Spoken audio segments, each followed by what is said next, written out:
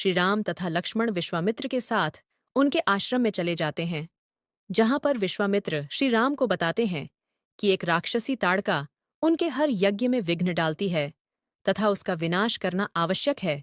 यह माना जाता है कि राक्षसी ताड़का एक यक्षिणी थी। महापुराण में वर्णित है कि यक्षिणियां स्वयं मां दुर्गा की शक्ति का अंश होती है, इसलिए वे बहुत शक्तिशाली होती हैं। इसलिए श्री राम और लक्ष्मण विश्वामित्र के साथ राक्षसी ताड़का के निवास स्थान पर जाते हैं और उसको ललकारते हैं। ललकार सुनकर राक्षसी ताड़का बाहर निकलती है और इन पर हमला करने लगती है। काफी समय तक युद्ध के बाद श्री राम अपने एक बाण से राक्षसी ताड़का का अंत कर देते हैं। उसके बाद विश्वामित्र श्री राम और लक्ष्मण को अपने आश्रम में ठहर आते हैं। अगले दिन जब ऋषि विश्वामित्र यज्ञ कर रहे होते हैं, तब सुबाहु तथा मारीच नाम के दो राक्षस उनका यज्ञ भंग करने के लिए कुछ राक्षसों को साथ ले आते हैं। लेकिन श्री राम और लक्ष्मण पहले से ही वहां यज्ञ की रक्षा में तैनात होते हैं और मैं दोनों अपने दिव्य बाणों से सभी राक्षसों का अंत कर देते हैं। दोस्तों, रामायण कथा के दूसरे भाग में हमने राम जन्म कथा के बारे में जाना। आज हम इस तीसरे भाग में श्री राम द्वारा ताड़का वध तथा अहिल्या का उद्धार के बारे में जानेंगे। तो सबसे पहले चैनल को सब्सक्राइब कीजिए, वीडियो को लाइक कीजिए। तो चलिए शुरू करते हैं।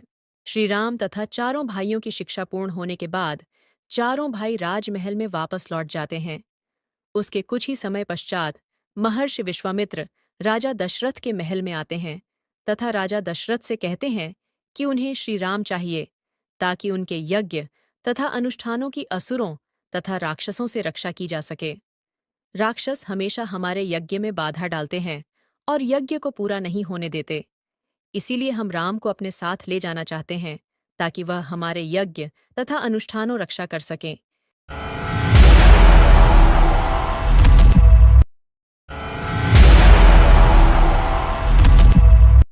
अहिल्या स्वयं ब्रह्मदेव की पुत्री थी।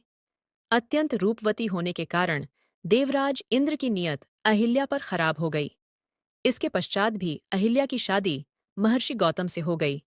इससे देवराज इंद्र बहुत क्रोधित हुए और उन्होंने उन दोनों से बदला लेने की सोची। एक रात देवराज इंद्र ने मुर्गे का रूप धारण करके ऋषि गौतम के आश्रम के बाहर जाकर बांग देनी शुरू कर दी।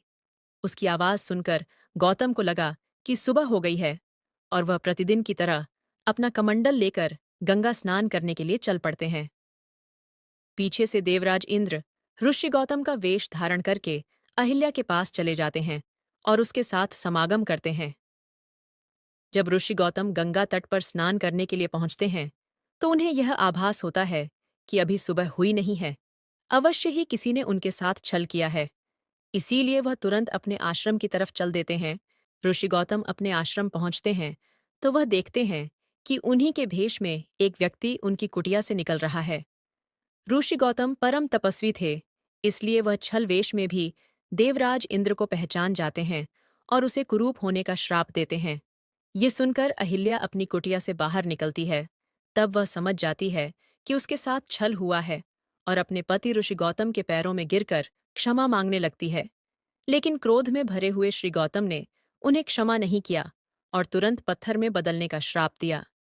बार बार मिन्नत करने के बाद ऋषि गौतम को अहिल्या पर दया आ जाती है और वह उसके मुक्ति का मार्ग बताते हैं। जब भगवान विष्णु राम अवतार में पृथ्वी पर आएंगे तब वह अपने चरणों से स्पर्श करके तुम्हें इस श्राप से मुक्त करेंगे।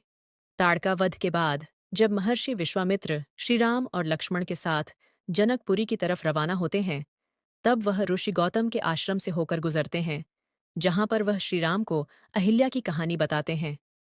तब श्री राम अपने पैरों से स्पर्श करके पाषाण में परिवर्तित हो चुकी अहिल्या को शाप मुक्त कर देते हैं और इस तरह भगवान राम के द्वारा अहिल्या का उद्धार हो जाता है।